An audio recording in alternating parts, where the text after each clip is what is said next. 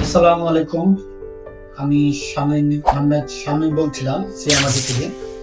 আপনারা বিভিন্ন ব্র্যান্ডের ল্যাপটপে কিছু প্রবলেম তৈরি হয়, যেমন আপনার পানি খাচ্ছেন, সামনে পানির গ্লাসটা ল্যাপটপ কিবোর্ডের মধ্যে পড়ে যায়, অনেক সময় মাদারবোর্ড শর্ট হয়ে যাচ্ছে, ল্যাপটপ পরবর্তীতে আর অন হচ্ছে না।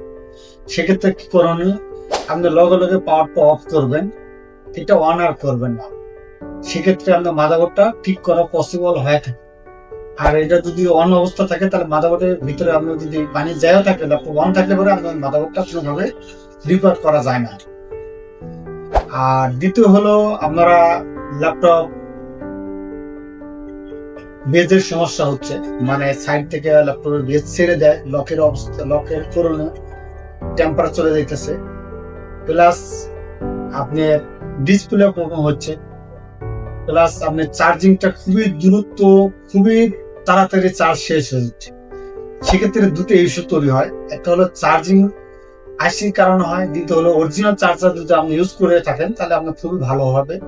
ল্যাপটপের ক্ষেত্রে অরিজিনাল চার্জার সবসময় আমরা ইউজ করবেন আশা করি। সেক্ষেত্রে আপনার 2 ঘন্টা ধরেন ব্যাটারি ব্যাকআপ দিচ্ছে, সেক্ষেত্রে আপনার 4 ঘন্টা 5 ঘন্টার ব্যাটারি ব্যাকআপ দিবে।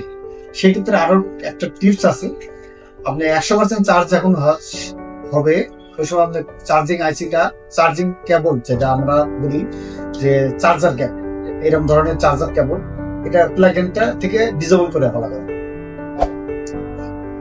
আবার যখন 2% হবে চার্জ, ওই সময় আবার প্লাগ ইনটা করবেন। এইভাবে আপনি দীর্ঘ সময় আপনি চার্জারটা ইউজ করবেন, ল্যাপটপ ইউজ করবেন, আপনার ব্যাটারি ফুলবে না। দ্বিতীয়, আপনার কিবোর্ডের সমস্যা হচ্ছে, অনেক সময় কিবোর্ড ডট ডট লেখা আসছে, একই সংখ্যা একাধিক ভাবে আসতেছে, ওটা আপনার কিবোর্ড শর্ট হচ্ছে, আপনার কিবোর্ডটা রিপ্লেস করবেন। কিন্তু আরেকটা কথা আছে, যদি আপনি দেখেন একই সংখ্যা কিবোর্ড চেঞ্জ করার পরে একই সংখ্যা সমস্যা হচ্ছে, বারবার একই প্রবলেম হচ্ছে, সেক্ষেত্রে মাদারবোর্ড ইস্যু। আপনি হতাশ হবেন না, প্রবলেম কোনো ফেস হলে আমাদের সাথে যোগাযোগ করবেন, আমরা আছি। আপনি যে কোনো মুহূর্তে ফোনে রেসপন্স করতে পারবেন। আমাদের সিএমআরটি পেজে আপনি সবসময় ফলো করে রাখবেন, প্লাস ফোনে কল দিবেন, মেসেজ রিপ্লাই পাবেন আশা করি। আর কিছু টিপস আছে, যেমন আপনার মাদারবোর্ড অনেক গরম হচ্ছে, মানে ল্যাপটপ কাজ করতে করতে হঠাৎ করে শাটডাউন হয়ে যাচ্ছে, সেটা আপনার কুলিং ফ্যান থেকে আসতে পারে, মাদারবোর্ডে কোনো ওভারহিট হয়ে যাচ্ছে।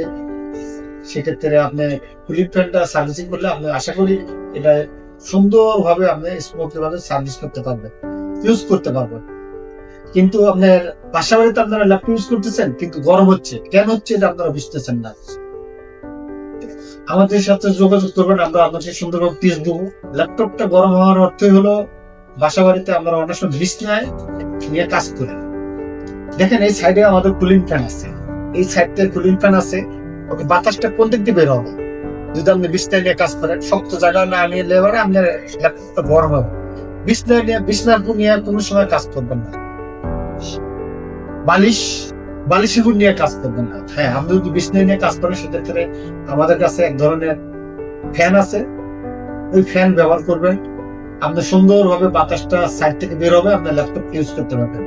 আপনি কাজ করতেছেন, কাজের ক্ষেত্রে হঠাৎ করে ল্যাপটপ বন্ধ হয়ে যাচ্ছে, কেন হচ্ছে আপনি বুঝতেছেন না, কিন্তু আপনি কোন ইউজ করতেছেন হয় বালিশের উপরে, না হলে বিছনার উপরে, এই জন্য ল্যাপটপটা গরম হচ্ছে। আপনি দেখতেছেন যে হঠাৎ করে ল্যাপটপ শাটডাউন হচ্ছে, কিন্তু আপনি ইউজার, আপনি টেকনিক্যালটা বুঝতেছেন না।